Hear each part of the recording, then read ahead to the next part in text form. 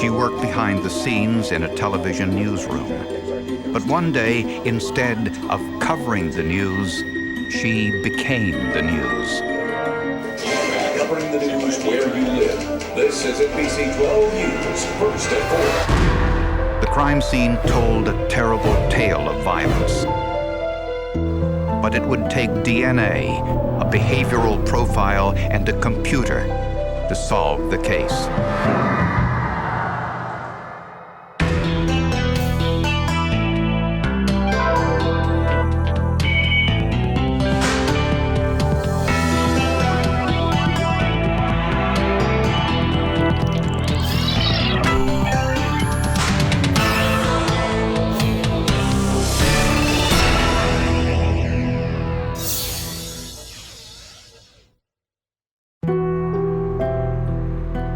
In July 1994, 22-year-old Hope Denise Hall and her 3-year-old son Robert lived in a suburb of Richmond, Virginia, in this apartment complex. Hope had just graduated from Virginia State University at the top of her class. Her focus was journalism, and she wanted to work in the highly competitive television news industry. Her big break came at the NBC affiliate in Richmond. She was very eager, she was very focused, she was very mature for her age. Hope really wanted to be an on-air reporter and an anchor. At the time she was working for us, she was editing tape, and so she pretty much gathered the material for the broadcast and put it together. Hope gained her maturity through adversity. At age 9, she was diagnosed with advanced kidney cancer. After 5 years of treatment, Hope was cured. At the age of 19, Hope became pregnant while still in college. She and the baby's father shared custody of their son, but decided marriage would have been a mistake. I think we realized that we needed a lot of growing up. We had to grow up in order to really take on that whole responsibility of marriage. And I think that was the bottom line. By all accounts, Hope was a devoted mother and a determined career woman. That's why on the afternoon of July 11, 1994, co-workers in the newsroom became alarmed when she did not report to work. Calls to Hope's home went unanswered. We had a crew in the area, so we sent them by to find out what might be going on and to knock on her door. They went in, and when they got there was police tape set up around the apartment complex. You could actually smell death, if that's something that you can imagine. When you walked in, you could see the blood on the door. Hope was found dead on the bedroom floor. She had been stabbed to death. It was one of the worst crime scenes I've ever saw because it was blood everywhere. Hope's apartment door had been locked and showed no sign of forced entry.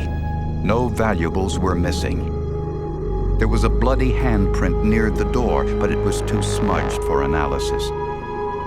Kitchen knives from Hope's apartment were used as the murder weapons. 2 bent knives were on the kitchen counter. A 3rd knife lay on the bed. A 4th was on the bathroom sink with water still running. In the kitchen, police found a broken blood-stained drinking glass. Dried blood droplets formed a trail from the kitchen to the bedroom. The phone was on the bedroom floor, ripped from the wall. Hope didn't deserve this. No human being deserved this. As officers combed the crime scene, they realized one key item was conspicuously absent: her child. As police rushed to find the child and the killer, Hope's co-workers rushed to put her story on the air. A young woman involved in producing the news was now the central figure in the day's top story. Investigators had 2 mysteries to solve. Who killed Hope Hall, and where was her 3-year-old son? Police contacted the baby's father, Robert Kinney. I remember I was at home at my mom's house, and I had just walked in the door, And my mom had told me that a detective had called. Kinney told police that their son, young Robert, was with him in Northern Virginia, about a 2-hour drive away. The child was spending the summer there. Police asked Kinney to come in for questioning. My father rode down with me. I couldn't feel anything. I was in a zombie-like stage. Police believed Hope knew her killer because her front door was found locked. Somebody had a key. The only way they could have locked that deadbolt was to have a key on the outside and lock it. We have to find this person. No one can stab someone repeatedly and cut their throat 3 times and leave them to rot on the floor without them hitting again. This crime was eerily similar to the ones committed by Richmond's South Side Strangler, who raped and murdered 5 women in their homes. That was a case that absolutely terrified the community. People were boarding up windows and just changing their life plans. The South Side Strangler, Timothy Spencer, was executed for those crimes shortly before Hope Hall's murder. Spencer's case made history. He was the first person put to death in the United States based on DNA evidence. Timothy Spencer's case brought awareness to law enforcement, certainly in this area, to what DNA can do. Spencer's case prompted Virginia lawmakers to establish the country's first DNA databank, which put the DNA profiles of all convicted felons of Virginia's prisons into a computer. So many felons have a tendency to commit crimes again once they are released from the system. Back at Hope Hall's apartment, scientists found unidentified blood, presumably the killer's, on the broken drinking glass in the kitchen. The knife on the bathroom sink also had the killer's blood. Forensic testing also found signs of sexual assault. From the crime scene evidence, forensic scientists performed a DQ-alpha and polymarker DNA analysis. Polymarker consisted of 5 different areas of the DNA. DQ-alpha was a 6th area of the DNA. So these were just 6 areas of the DNA that we were looking at for differences between individuals. When scientists entered the DNA of Hope Hall's killer into their database, they could find no match, so investigators looked elsewhere. Most homicides are committed by people where there is some level of relationship. It can be very close, or it can be not very close at all. Police spoke with the baby's father, Robert Kinney. He had an alibi. He was at his home over a 2-hour drive away at the time of the murder. Even with this alibi, Kinney voluntarily submitted a blood sample for DNA testing. I was, more than happy to assist them in any way I can to, eliminate me so that they can focus on whoever is responsible. So that didn't bother me. But his DNA did not match blood found at the crime scene, so Kinney was cleared. Relieved. Knowing one thing and scientific data proving another is 2 different things. My gut said he did not do this. Next, investigators looked into Hope's lifestyle for possible clues. I knew how careful she was about her own safety. I just couldn't believe that she would be anywhere where she'd be at risk for being murdered. We didn't see anything that indicated that she was out running around or anything else that would make us say, oh, maybe she ran into somebody in a bar or something like that, that she could have brought home. But investigators found 2 potential witnesses. 2 neighbors saw a man without a shirt running from Hope's apartment building on the night of her murder. They said he had a tattoo on his arm and chest which looked like Greek symbols. The brand was of the shape of a horseshoe with a lightning bolt going through, which is the emblem of the Omega Sapphire. Omega Psi Phi was a local college fraternity. Hope's friends and co-workers told police that this description sounded like a man Hope recently dated. Hope allegedly told friends the man got abusive when she tried to end their relationship. The ex-boyfriend's name was Leroy Quick. Police discovered he, too, had an Omega Psi Phi tattoo on his arm and chest. Both witnesses identified Quick in a police lineup as the man they saw running from Hope's apartment. Police were convinced they had their killer, but they were shocked when they got the results of Quick's DNA test.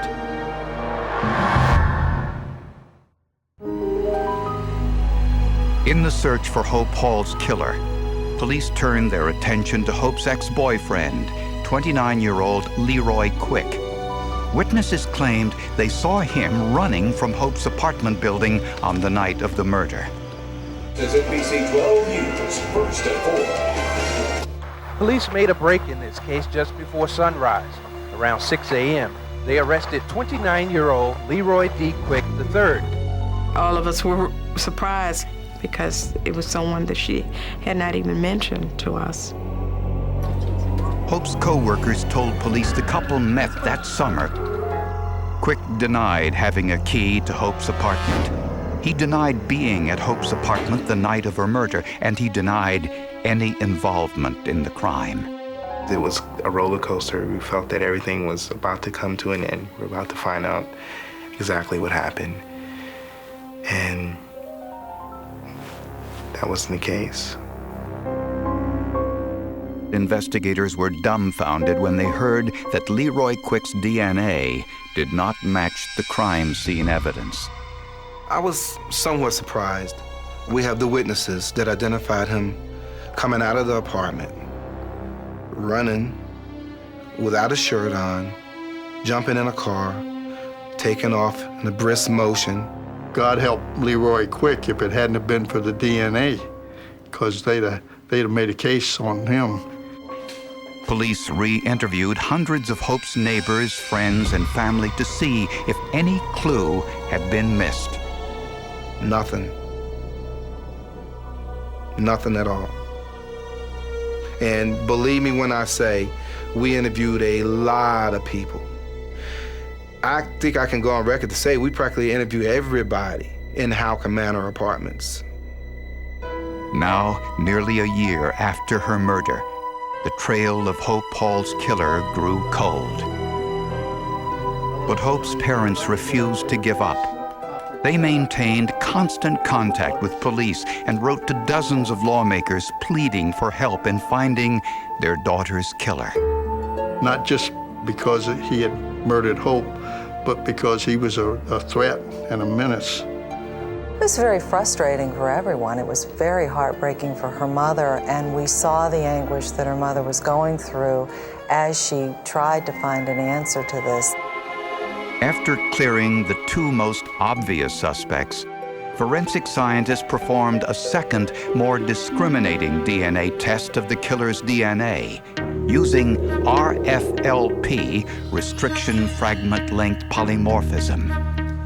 At the time, RFLP was the most discriminating DNA test available.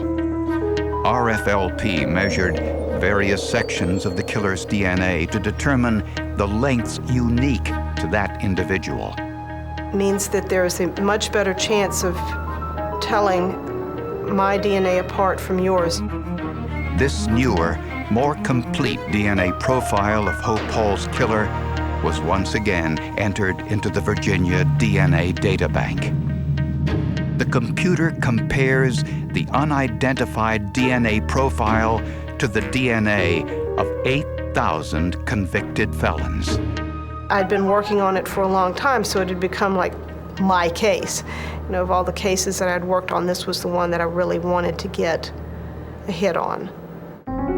2 years earlier, there had been no match, but this time was different. The blood and semen evidence in Hope Hall's apartment matched that of Shermaine Johnson. His DNA profile was put into the database because of his recent conviction for 2 other rapes. Johnson lived in Hope Hall's apartment complex and was just 16 years old at the time of her murder. And it was a big eye-opener for me. I always thought criminals had scars and looked like criminals. This guy did not look at all like a criminal. This was the Databank's first cold hit in a homicide case.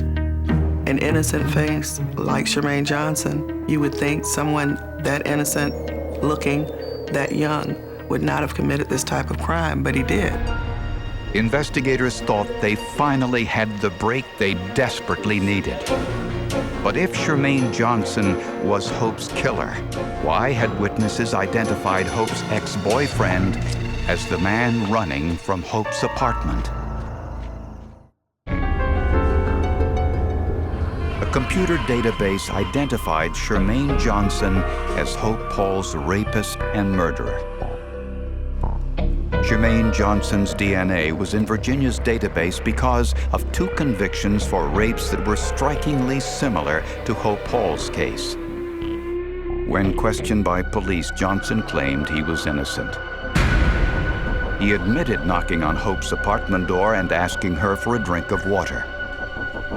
But Johnson said another man opened the front door with a key, pulled out a knife, and ordered Johnson to leave. This was consistent with the eyewitnesses who saw not Chermaine Johnson, but another man running from Hope's apartment later that same night. Was it possible Chermaine Johnson wasn't the killer? Investigators asked FBI behavioral profiler Mark Safrick to compare Johnson's past criminal behavior to the Hope Hall case. I mean, is he relatively criminally unsophisticated? Yes, that's not uncommon with younger offenders. But my job wasn't to look at Chermaine. I wasn't asked to look at Chermaine. I wasn't even asked to consider the offender. I was simply asked to look at behavior. Safrick went to Hope Hall's apartment to better understand the crime scene. He also examined photos and reports from additional rapes Johnson was suspected of committing. Safrick found many behavioral links in all 5 crimes. All of the victims were young and lived close to Chermaine Johnson's home. There is a dynamic that connects all of them, contrary to many sexual assaults where the offender contacts and captures and assaults the victim all in the same area. Here we have a guy who wants to capture and then subsequently move all of his victims to another location to engage in the sexual assault. In each case, Johnson used some kind of ruse to gain entrance to the victim's home, and once inside, threatened the victims with one of their own kitchen knives. When he has the option for lots of different knives, even larger, more threatening knives, butcher knives, longer bladed knives, he chooses a shorter bladed knife. He's more comfortable with that type of weapon. Prosecutors were now convinced that Johnson went to Hope's apartment that night asking for a drink of water. Yeah, that's why if I get you water. I hope it's cold enough. Once inside, there was a struggle. The glass fell to the floor. Johnson grabbed a knife. The trail of blood indicated the attack started in the kitchen, then led to the bedroom. Johnson returned to the kitchen numerous times for other knives after each was damaged. At some point, he picked up the broken pieces of glass, cutting his finger and leaving his DNA behind. After the murder, the evidence shows Johnson washed his hands in the bathroom sink, but he didn't remove all of his own blood. He was trying to clean up. He may have been injured. Maybe that's why the water was left running in the bathroom. Or it may have just been that he was just trying to clean the knife. He just didn't clean up good enough. But one nagging question remained. If the witnesses were correct in their identification, why was Leroy Quick running from Hope's apartment that night? Prosecutors don't believe Quick had anything to do with the murder. But there is speculation that Quick may have gone to Hope's apartment that night used a key to get in, and found Hope dead, then fled, fearing he would be blamed, and locked the apartment door behind him. Quick, however, denies this. Regardless, Chermaine Johnson was tried and convicted of Hope Hall's murder, and this time was sentenced to death. I think the guy is an animal. I don't know whether I want to push the needle, but I certainly would like to witness the pushing of the needle. And if nobody else would do it, I would certainly do it. Investigators say it was the confluence of DNA evidence, computer technology, and the foresight to collect and catalog the DNA profiles of all convicted felons that brought Chermaine Johnson to justice. We interviewed everybody in that apartment complex, and Chermaine Johnson's name never came up. Without the DNA Databank, without that forensic evidence, unfortunately, I would say that this case would not have been solved. We are trying to push international databasing. We feel very, very strongly that criminals don't stay put. They move from city to city, state to state, countries to countries. And we want to make sure that the clear message is sent out that no matter where you go, no matter what you think you've gotten away with, your DNA and law enforcement will be waiting for you.